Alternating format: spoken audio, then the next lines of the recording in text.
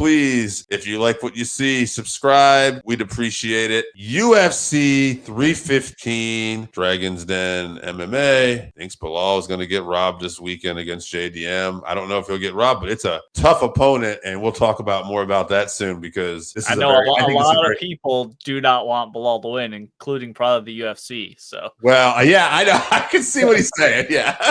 Before we get to the main card, let's do what we usually do. Are there any other fights on this card you want to take a look at or shout out? Yeah, on the prelims, Modestas Bukastis versus Ian Cutelaba. Cutelaba, I feel like he's fighting every other weekend. Yeah, just did. So shout out to that guy, still doing it. And then Jessica Andrade versus Yasmin Jazdavicius. It's in Canada. She's Canadian. She's on a streak right now, but Jessica Andrade is tough. So good luck to her. Let's get in this main card. Great card. Let's do it. Benoit Saint-Denis is fighting what was supposed to be Joel Alvarez, which was very fun. He had to pull out, so now it's going to be Kyle Prepolek.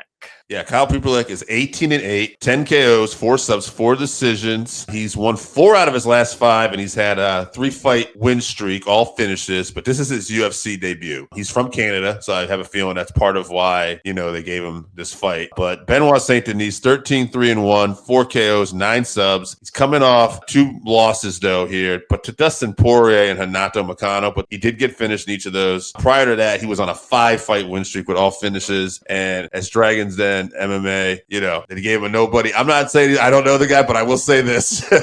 I do think they want to get Benoit Saint-Denis on track here. And so I'm picking Benoit Saint-Denis. I'm going to go TKO. God, it could be early as round 1. I don't know much about Kyle, but I've seen he's been finished a few times. And Benoit Saint-Denis, he definitely wants to put him out. So I'm going to go TKO round 1. Yeah, I mean, the only thing I know about Kyle is he's 0-2 in the UFC already. Oh, okay. I thought it was his UFC debut. He's coming back. He has he fought his way back in. This is a 5 days notice. Like Dragon's Den said, BSD is minus 1,000. So I was looking forward to this matchup with Joel Alvarez, which BSD was probably going to get knocked out again, but we make do. So BSD could probably, get a win. I assume he gets some, I don't know what he's going to do to this guy. I don't know enough about the guy, but I assume he gets some sort of finish. If not, it'd be an exciting story for Kyle, but I would say money's probably on BSD for some sort of early finish, but let's move on. Let's move on. Next fight. Alexa Grasso versus Natalia Silva. Natalia Silva is 18-5-1, 5 KOs, 7 subs, 5 decisions, 1 DQ win. She's on a 12-fight win streak, and she's 6-0 in the UFC. Good matchmaking here because she's fighting Alexa Grasso, 16-4-1, 4 KOs, 2 subs, 10 decisions, but more importantly, she's the former champ. She's just coming off the trilogy with Valentina. She won the title from Valentina. Then they had to draw, and then Valentina made the necessary adjustments here. I like this matchmaking because if Silva wins, hey, you got new blood in here, and she could be fighting for the title. If Grasso wins, I mean, hey, a rematch with Valentina or the new champ. I mean, it all kind of works. But I'm gonna go Grasso here. I'm gonna disagree with my man Dragons here. I'm gonna go decision. I don't see this is gonna be a finish, but what do you think? Yeah, like you said, Natalia undefeated in the UFC. But Grasso has, taken Valentina to the limit in that trilogy. I would argue Valentina maybe got a little lax like Amanda did versus Pena. Nunes did versus Pena, and that's why she lost that first one. But honestly, I think this is a pick'em fight. I'm going to go with Silva. Okay. I think it's going to be a decision win, though. Yeah, no, I think we're going to the distance here, and either way. But that's interesting. Jose Aldo? Jose Aldo. Versus Aiemann Zahabi. Yeah, Faraz's brother.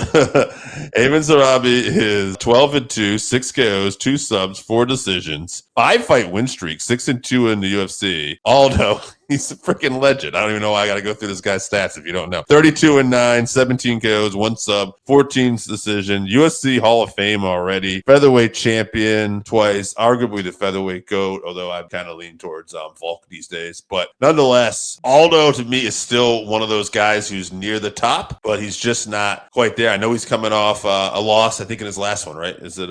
Chris Gutierrez held him. Held him him up against the cage in the clinch.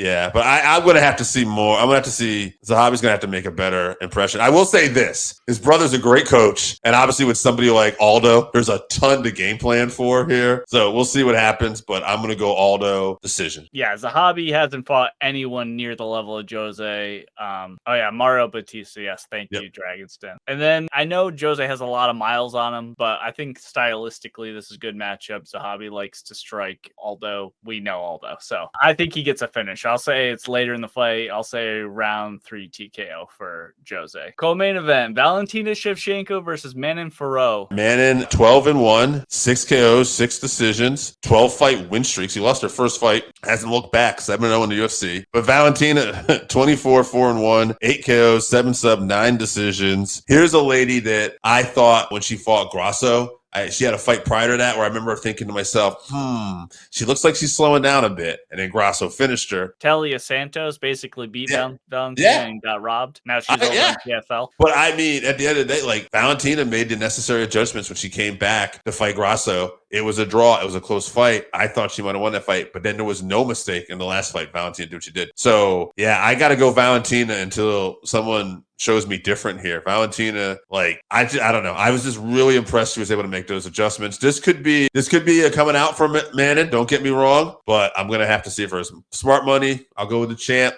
I'm say we're going 5 rounds, though. Fiorot has looked really good since coming to the UFC, but I think this is a really bad matchup for her. You don't think in Valentina's entire Muay Thai career, she didn't fight a tall woman that does teep kicks. Right.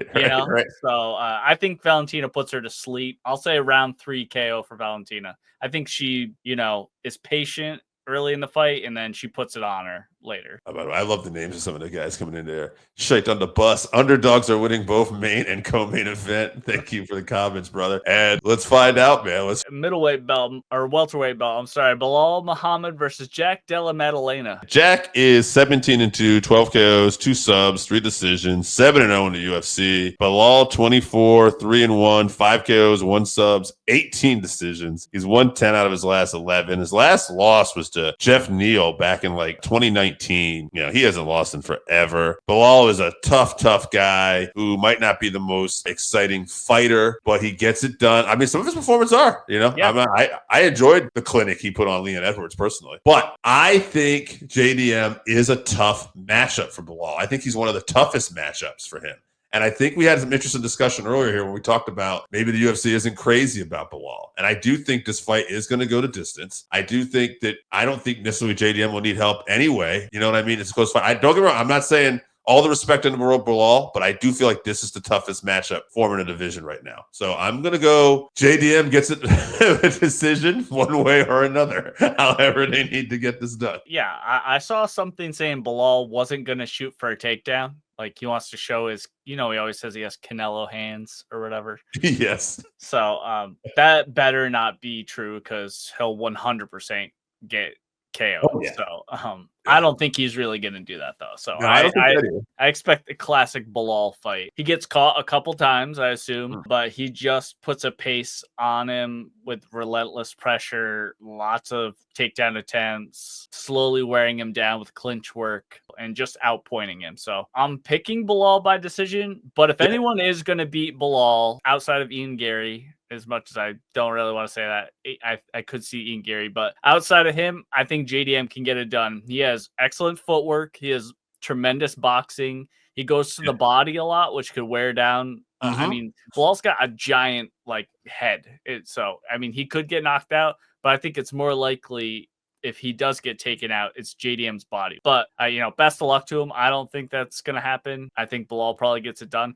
Although there is a lot of extra pressure on Belal with this because, they're not making that Islam or Topuria fight announcement because they're waiting on this. If Belal loses, there's a lot of changing that's going to be going on. So I think there may be some people even in his own camp that are hoping that he loses, I'm talking about that Khabib camp. So, a lot of pressure on Belal. Not the most exciting fighter. He is a nice guy, but I'm also a big JDM fan. So, I think Belal wins, but I'll be happy either way. For everybody that commented today, Dragon's Den MMA, Shite on a Bus, thank you so much for participating. Anyone else who even just checked in, we appreciate you. Hopefully, we'll see you guys next week. Enjoy UFC 315.